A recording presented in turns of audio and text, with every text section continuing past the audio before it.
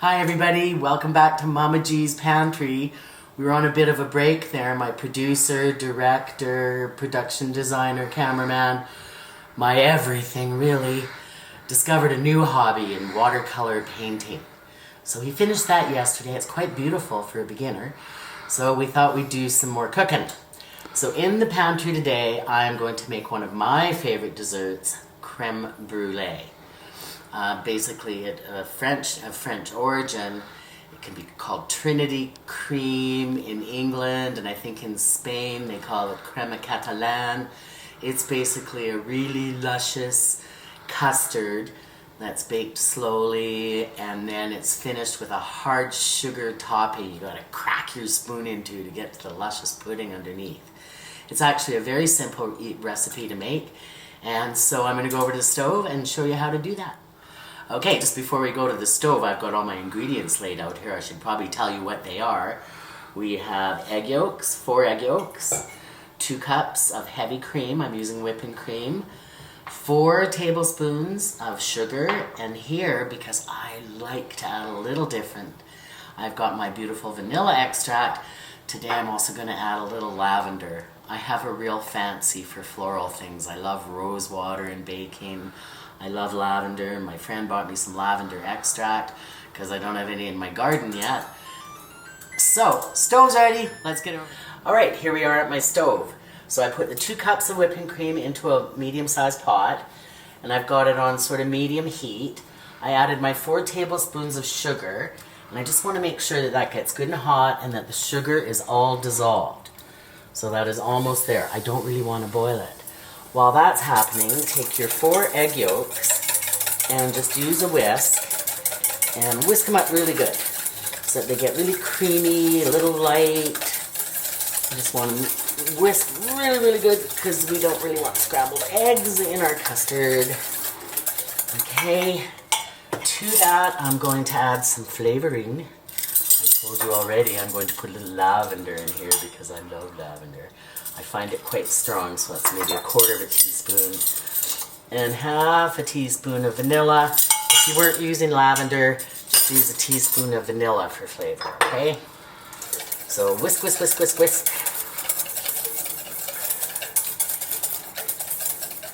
And now, this is nice and warm. Like I say, I don't really want it to boil.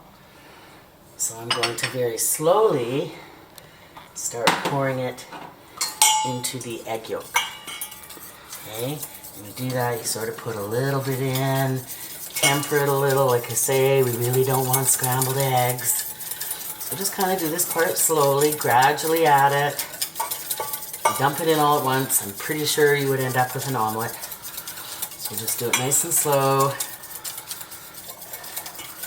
As you get more in and you can see that it's not curdling, start adding more.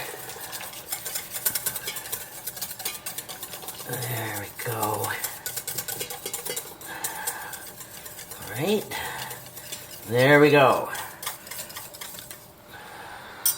Alright. Now, if you have a small sieve that would fit over your pouring cup, put it on, just to make sure you have no lumps. But I'm pretty sure I don't. And then this just makes it much easier to pour into your carafes, okay? You want these quite full.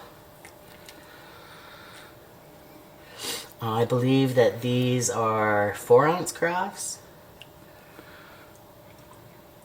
So that's going to make 4 brulees for me.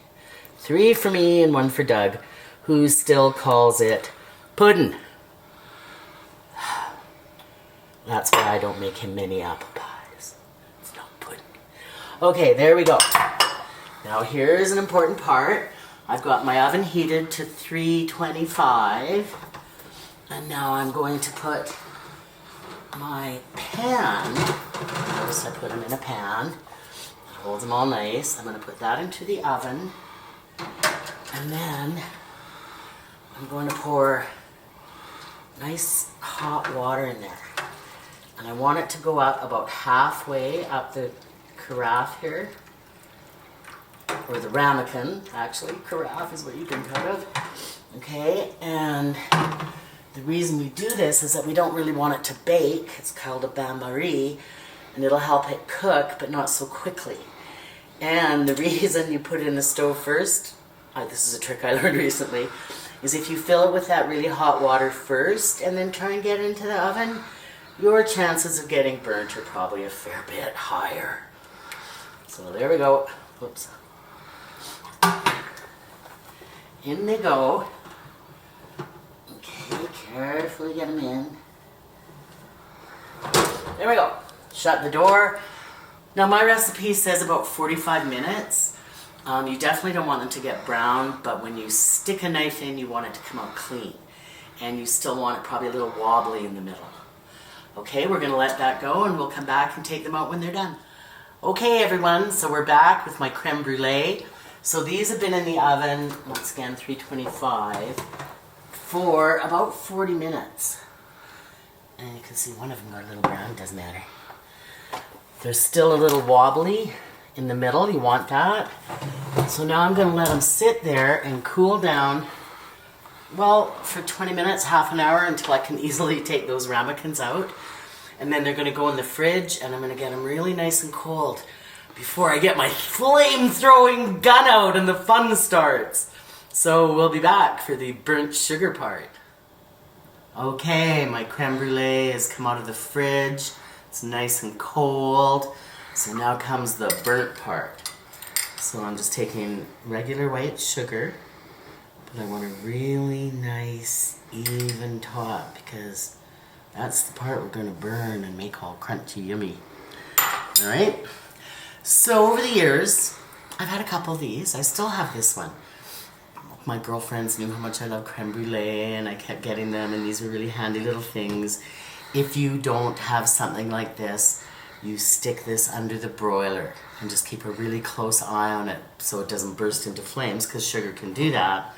Anyway, last Christmas, my husband, my producer, my director, my everything, got me this. This is the most awesome thing ever. So to finish your creme brulee, you want to torch the sugar on top.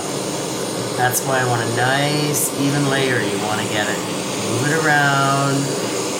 I don't mind the little black bits, because did I mention it's going to be a really crispy, sugary topping? Look at that. I'm sorry, little buddy. You just couldn't do the same job. Oh, yeah. And mostly, you know, move it around. And once again, if you do not have a torch like me, just put them on a sheet pan or something to get them out with easily. Put them on a pan, stick them under the broiler. Oh, smell that burnt sugar. Yeah, baby. And keep an eye on them. When they kind of look like this, you're done. Oh, let's set the house on fire. Let that cool down. Inhale the fumes of burning sugar. It is creme brulee, burnt cream. Once that stops sizzling, you're going to end up with this incredible hard crust on the top that you have to take your spoon and go smack. And all those little shards of burnt sugar will melt down into your creme, your pudding. And just a delightful bite. To make it really fancy, you can put a little bit of put a raspberry or a piece of mint on top, but no. It's the sugared crisp topping that makes this whole dish. So there you go, creme brulee. Try it out, it's really easy.